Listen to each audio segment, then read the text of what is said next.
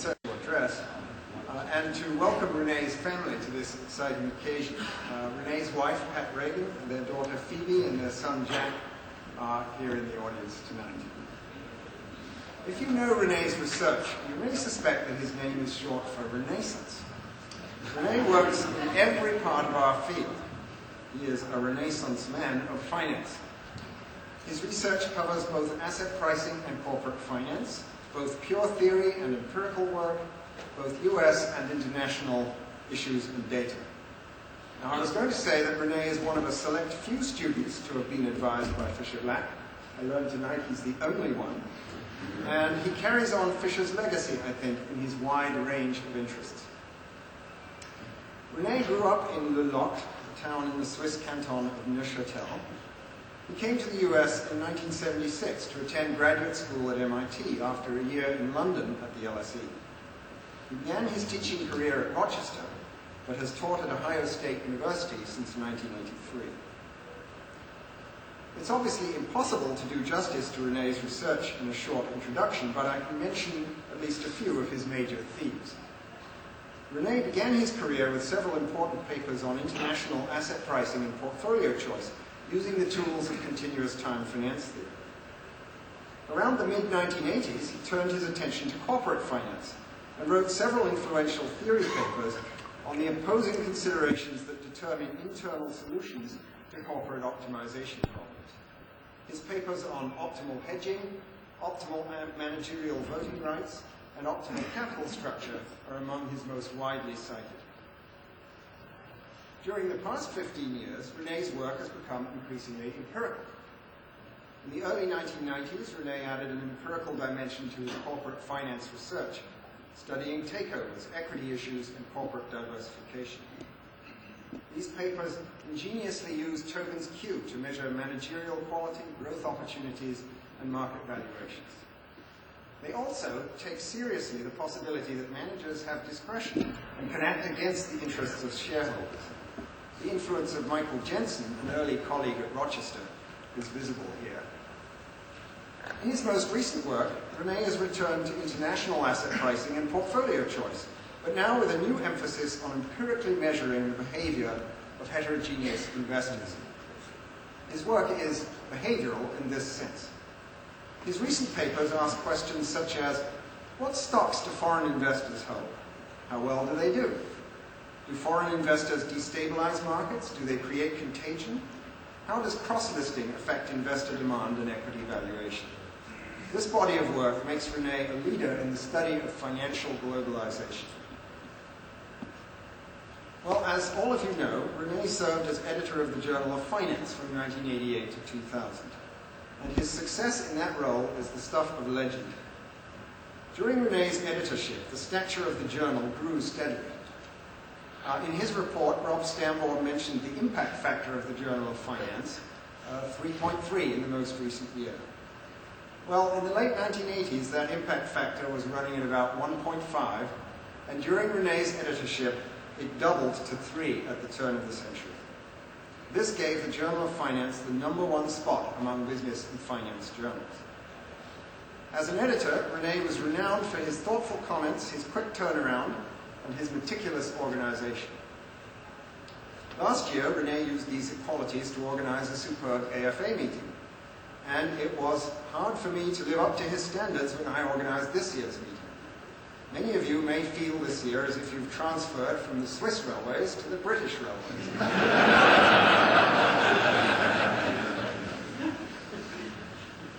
As I prepared my remarks, I decided to investigate the secret of René's success as an editor and program chair.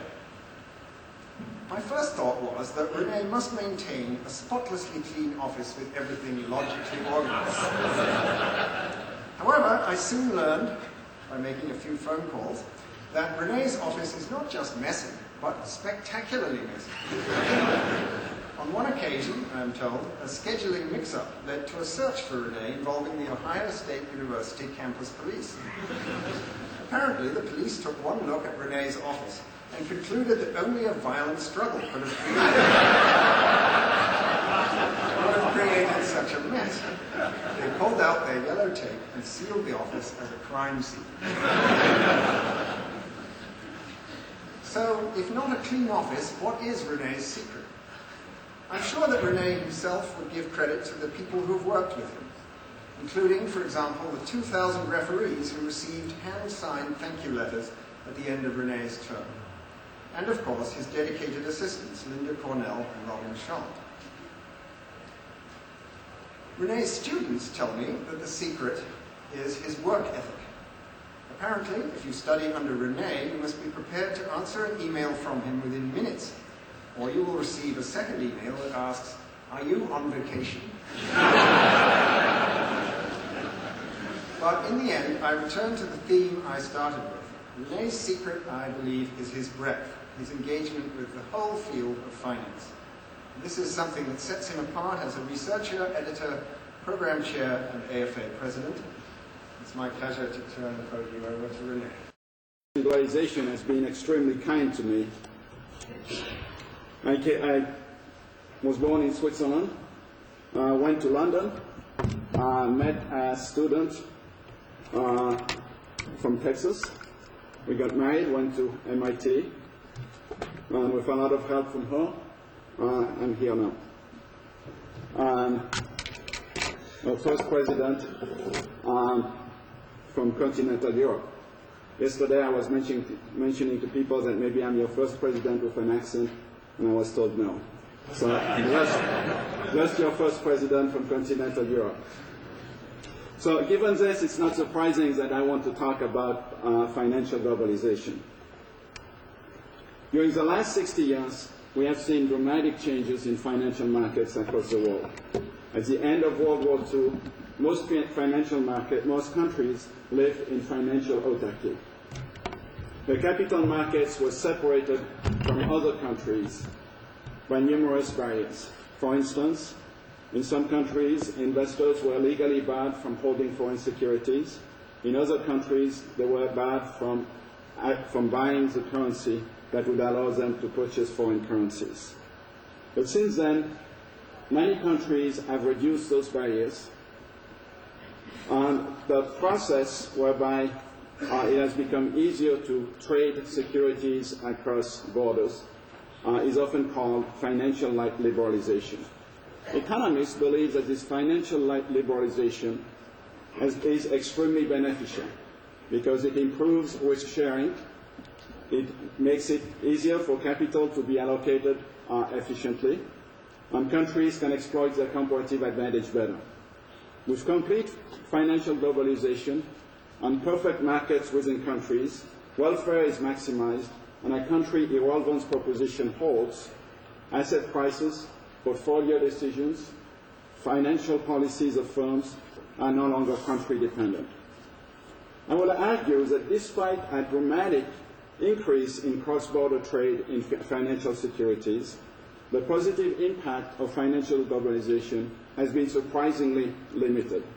There is even controversy as to whether financial globalization helped economic growth.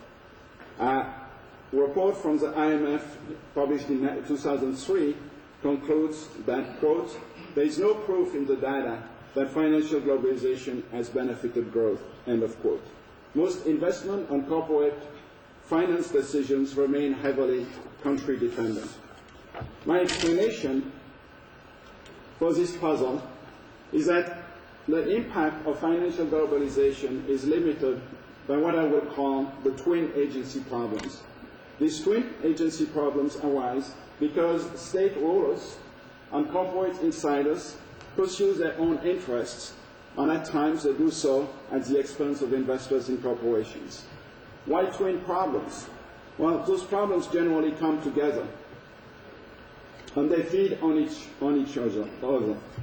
When one agency problem is well controlled, the other often is too. The severity of these problems varies across countries because how severe they are depends, among other things, on the quality of a country's institutions. For the countries where the twin agency problems are significant, I show that corporations will have a tough time attracting capital unless corporate insiders co-invest with outside suppliers of equity. so that firms have concentrated ownership. When expropriation risk is significant, the desirability of co-investment limits risk sharing, limits economic growth, limits financial development, and as I will demonstrate, limits the impact of financial globalization. Many of the theoretical benefits of financial globalization flow from the improvement of the sharing of risk among investors. Co-investment limits this risk sharing because the risk of the firm borne by corporate insiders cannot be shared internationally. Thus, a country's gain from financial globalization is inversely related to the importance of the twin agency problems in that country. One indication of the economic importance of these problems is that where they are especially serious, it is possible for financial globalization to hurt that country's growth. If financial globalization means a reduction in barriers to international trade in financial assets, that process has been dramatic. In every year since 1950, the IMF publishes information on restrictions on international financial transactions. Dennis Quinn has constructed an index based on that data, and he shows that the reduction in barriers has been very important within industrialized countries, where at this point, for most countries, such barriers no longer exist, and has been also very significant for developing countries. This figure shows the evolution of gross stock and bond transactions relative to GDP since 1977 to 2003. This is gross stock and bond transactions of U.S. investors with foreign investors. And you can see there that in 1977, it was about 77% of GDP. Now it's more than 344% of GDP. By comparison, the gross transactions on the NYC went during that period of time from 7% of GDP to about 87% of GDP. With such a dramatic increase in cross-border trade in securities and the disappearance of many barriers to international investment, we would expect countries per se to matter little in finance. But this is not the case. Countries are still crucial. The empirical evidence shows that countries matter for portfolio choice. Investors overweight domestic securities in their portfolios. This well-known home bias has decreased over time. But in 2001, U.S. investors held about a fifth of the foreign stocks that they would have held if they had the world market portfolio. Countries are important for saving and investment. Marty Feldstein and Charles Oyoka showed more than 20 years ago that saving and investment are highly correlated for countries. As investors diversify internationally, a country's saving, which depends on income and wealth, and a country's investment, which depends on growth opportunities, should become less closely related to each other.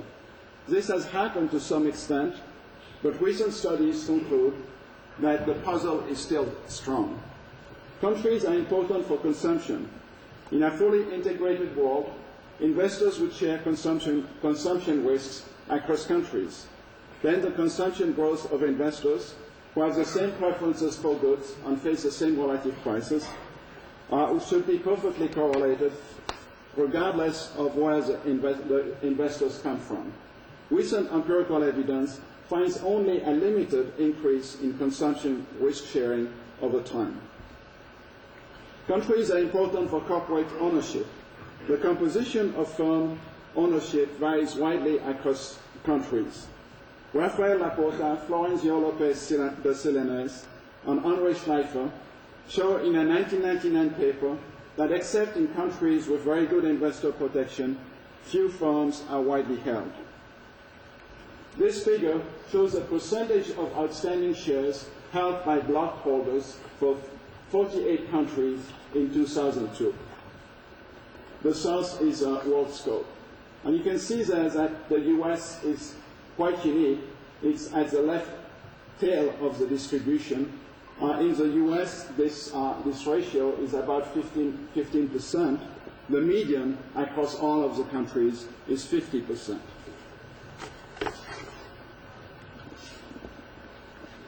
Countries are still crucial for capital structure. Studies find that capital structures are country dependent. For instance, in a paper presented at these meetings, Joseph Fan, Sheridan Titman, and Gary Twite consider a sample of 39 developed and developing countries. They find, quote, a corporation's capital structure is determined more by the country in which it is located than by its industry affiliation. Countries are important, finally, for governance. In a recent paper with Fred Deutsch and Andrew Cowley, we show that a country, the firm's country explains more than 70% of the variation in the Standard & Poor's governance indices for firms. There is a very large body of research that tries to explain why countries matter for some of the empirical regularities I just discussed, and for others that I cannot talk about because of the time limitation. For instance, there are more than 100 papers that try to explain the home bias. Explanations rely on transportation costs, transaction costs, consumption preferences, hedging behavior, information asymmetries, and more recently, behavioral biases. But this literature has two important weaknesses. First, many of those papers cannot explain why countries remain important when barriers to international investment have fallen as much as they have. Second, much of this literature explains why distance matters rather than why borders matter. To understand this difference in perspective, consider the transportation cost explanation for the international finance anomalies that Maury Upsfeld and Ken Rogoff put forward, or the information asymmetry explanation of the home bias that Jianku Kang and I investigated for investments of foreign investors in Japan. The argument is that portfolios differ for investors in different locations because investors have different information and face different relative prices. According to the Distance School of Thought, the portfolios of investors in San Diego, you remember that from last year, should be more like the portfolios of investors in Tijuana, which is 15 miles away, than they would be to the portfolios of investors in Philadelphia, which is almost 3,000 miles away. But this thinking is not plausible. The fact that the towns of San Diego and Tijuana are separated by a border is much more important than the fact that they are located close to each other. Corporate finance evidence sheds a sharp light on the weakness of the distance explanations, because none of the corporate finance evidence can be explained by distance. The key difference between explanations that rely on distance and those that rely on borders is the role of the sovereign state. There are two reasons why the twin agency problems depend crucially on the role of the foreign state.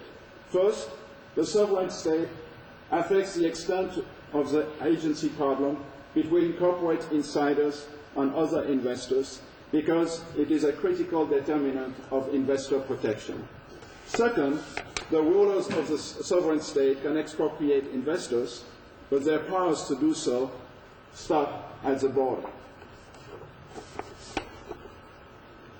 To illustrate the implication of the twin agency problems for firm ownership and risk-bearing, let's consider a simple one-period model in which there are two types of investors, entrepreneurs and portfolio investors. An entrepreneur has a unique investment opportunity.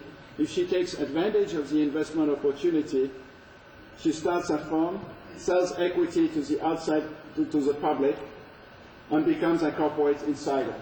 If the entrepreneur becomes a portfolio investor, then she invests in equities and bonds. At the end of the period, the firm realizes its random cash flow. The corporate insiders consume private benefits. The state rulers expropriate some of the cash flow, and the rest is made available, is used for a liquidating dividend. If the entrepreneur did not start the firm, then at the end of the period, her wealth is given by her portfolio. Corporate insiders can expropriate outside investors by consuming private benefits in relatively benign ways, namely plush claims, or in more dramatic ways by looting the corporation. The corporate insiders pay a deadweight cost when they expropriate investors because they expend effort in doing so, and they might get punished if caught. This deadweight cost varies across countries and typically increases by the amount of expropriation. Insiders can sell shares at a higher price and pay less of the expropriation deadweight cost if they co-invest more with outside investors, as we would expect from the agency model of Bill Meckling and Mike Jensen. Let's look at an example of this. Let's assume that the state rulers expropriate 10% of the cash flows net of private benefits, so that shareholders receive dividends equal to 90 cents for each dollar of cash flow net of private benefits. In the first case, insiders own 10% of the firm. If they increase private benefits by $1, that reduces the expropriation by the state by 10 cents and reduces the liquidating dividend by 90 cents. In this case, the dividend received by the insiders is reduced by 0.09 by 0.9 cents because they own 10% of the firm, and so 10% of 90 is what they lose. So the net benefit for insiders of $1 of additional private benefits is 91 cents. In contrast, if insiders own 50%, in that case, what they lose in dividends is 45 cents. Now, what this means is that if they own 10%, they will consume private benefits up to the point where the marginal deadweight cost exceeds 91 cents.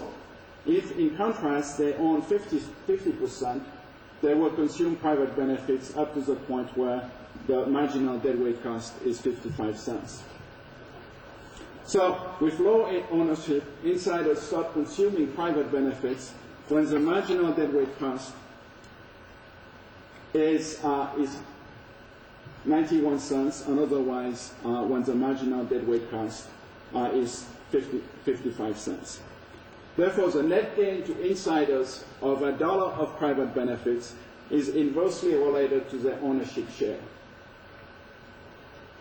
By co-investing more, insiders reduce their incentives for exposed consumption of private benefits, which makes them better off. However, there is a cost to them from doing so, which is that they have to bear more risk. So in determining their optimal holdings, their optimal amount of co-investment, insiders trade off the benefit of a decrease in the cost of appropriating private benefits against the cost of bearing more risk. When investors are poorly protected from insiders, insiders are better off bearing a substantial amount of firm risk, thus reducing their incentives to consume private benefits and hence lowering the deadweight costs. A significant threat of expropriation by state rulers leads to co-investment by corporate insiders also.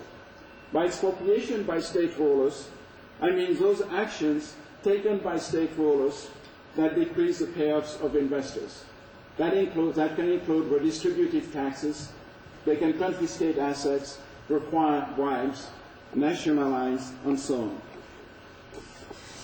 Even though UCOS comes to mind, it should be clear that the term expropriation here covers an extremely wide range of activities, many of these activities taking place in developed countries as well. Mark Crowe has shown that state and union interference in corporations is frequent in Europe, in continental Europe, and affects how corporations are owned and how they are organized. Corporate insiders can reduce the state's proceeds from expropriation by increasing their bargaining power with the state.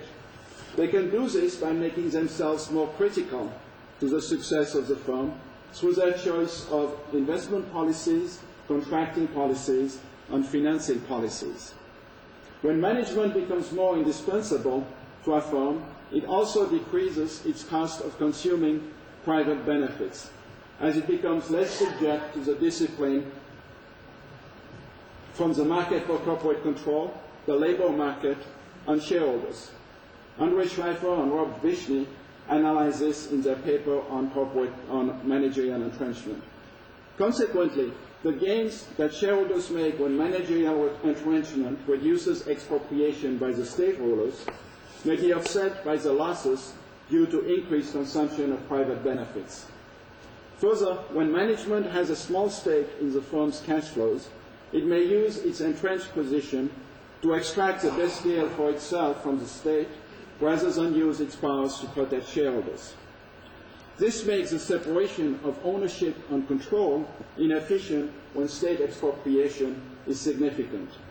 By having control, the corporate insiders can make decisions that limit the potential for expropriation. By having a large stake in the firm's cash flow, they provide assurance to outside investors that they will make decisions that benefit all investors. I've talked about the two agency problems separately. I want to talk briefly about how they feed on each other. First, corporate insiders can be connected with stakeholders, and if they are, they can use the state to steal from other investors. Raghu Rajan and Luigi Zingales have shown how business incumbents can use laws and regulations to tilt the playing field in their favor, thus hindering financial development that would help new firms. Second, the consumption of private benefits is implicitly subsidized by the state in countries where the threat of expropriation from the state is economically significant. This is so because the consumption of private benefits tends to be hidden from the state, so such benefits are less likely to be expropriated than are firms' cash flows remaining after insiders have extracted their private benefits. So far, I have shown theoretically that as the twin agency problems become more important, corporate insiders have to co-invest more with outside investors.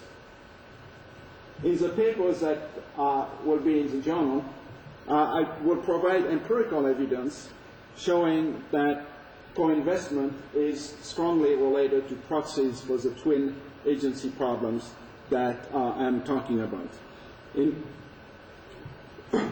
In regressions, I show that there is a strong relationship between proxies for the twin agency problems and ownership concentration. All the results show that ownership concentration is strongly related to the risk of state expropriation. In particular, I find that the fraction of firms that are widely held is significantly higher in countries with below median state expropriation risk.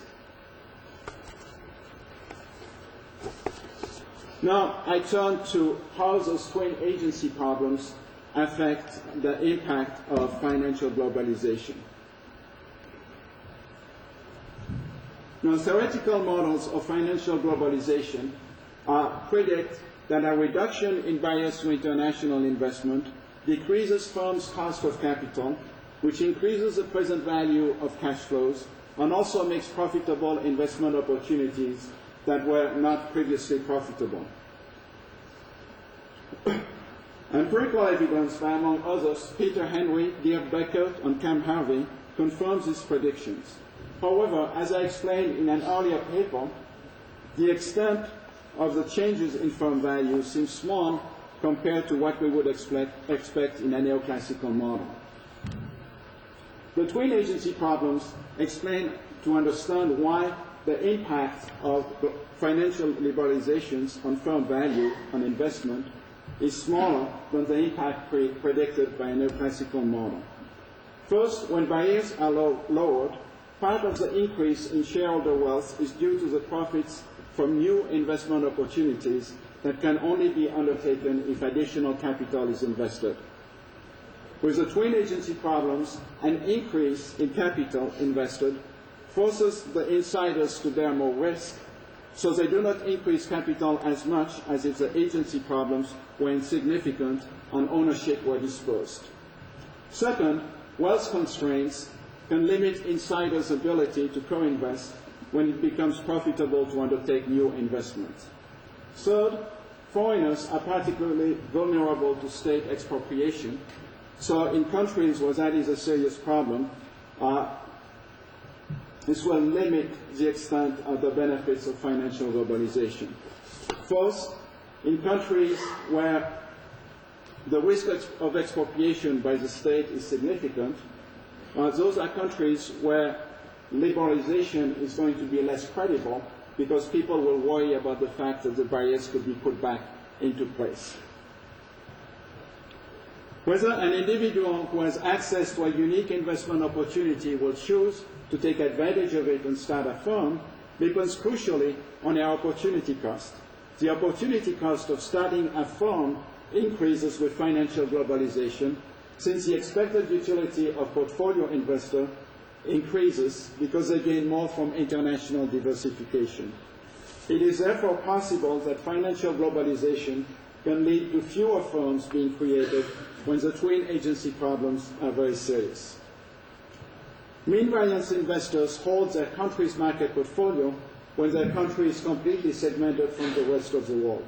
When their country becomes integrated in the rest of the world, they hold the world market portfolio.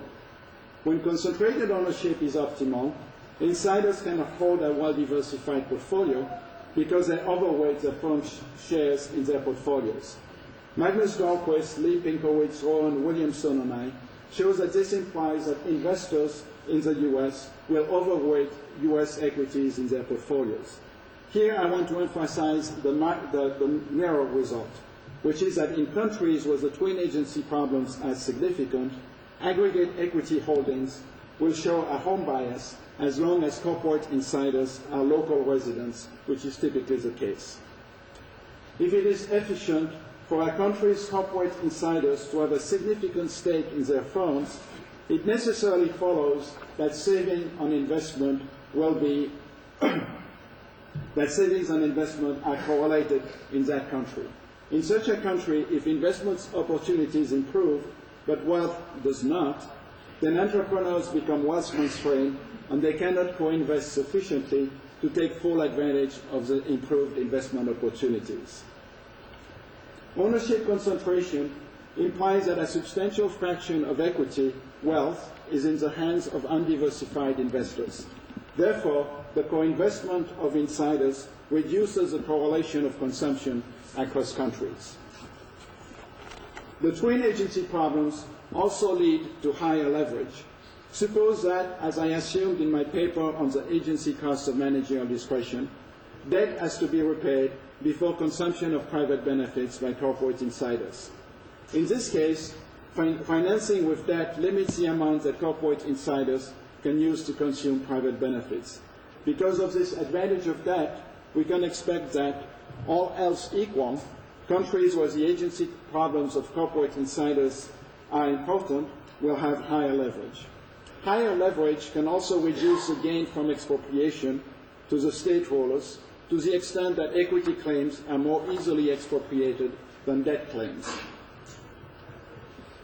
By investing in good governance, firms can commit to protecting minority investors better. The benefits from investment in good governance falls when the state ruler agency problem becomes more important. There are several reasons for this. I have already talked about the fact that managerial entrenchment, which worsens the agency problem of corporate insiders, helps in reducing the threat of expropriation. Further, the threat of expropriation limits the benefits from corporate transparency, since it is riskier for the state to expropriate a firm whose true situation is hard to evaluate. Finally, the state ruler intervention that prevents enforcement of contracts or changes the interpretation of contracts reduces the ability of firms to use private contracting solutions to reduce the agency problems of corporate insiders. So far, I have taken the twin agency problems as given. By doing so, I ignored an important benefit from financial globalization, which is that it will reduce the importance of these problems over time, and that it has already started doing so.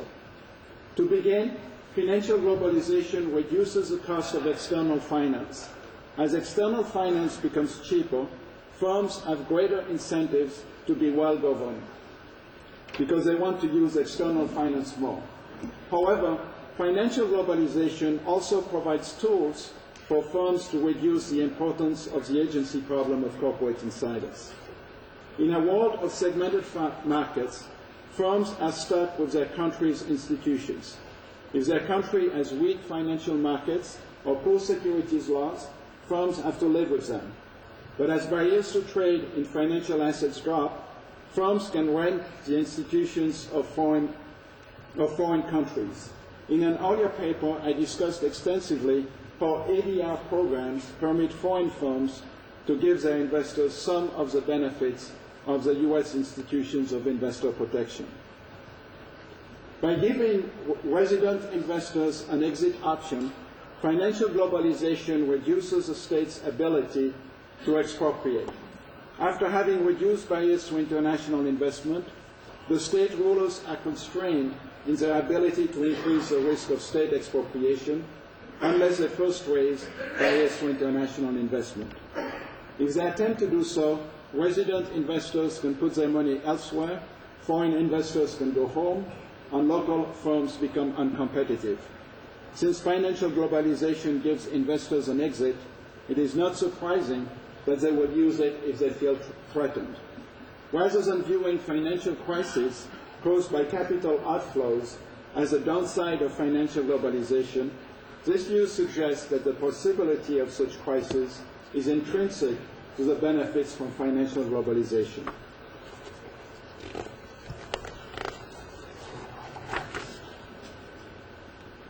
Let me now summarize my main argument and conclude. Although barriers to international investment have fallen sharply over the last 50 years, the positive impact of financial globalization has been limited. Countries still matter a great deal. I have shown that the reason for this is the existence of two agency problems. First, those who control a firm can use their power for their own benefits. Second, those who control the state can use their powers to improve their welfare also. As these twin agency problems get worse, corporate insiders co-invest more with outside investors in equilibrium, and ownership is more concentrated. Co-investment limits the benefit from financial globalization because it makes it harder for risks to be shared internationally and for capital to be invested where it is most productive.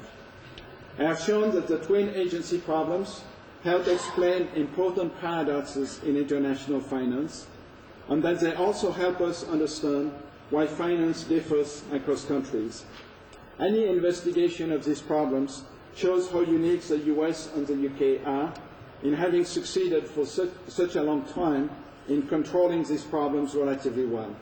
In most other countries, these problems have not been controlled so well. As long as these problems are not controlled better, they limit the impact of financial globalization. As progress is made in controlling these problems, the world will reap greater and greater benefits from financial globalization. Thank you for your attention. Thank you.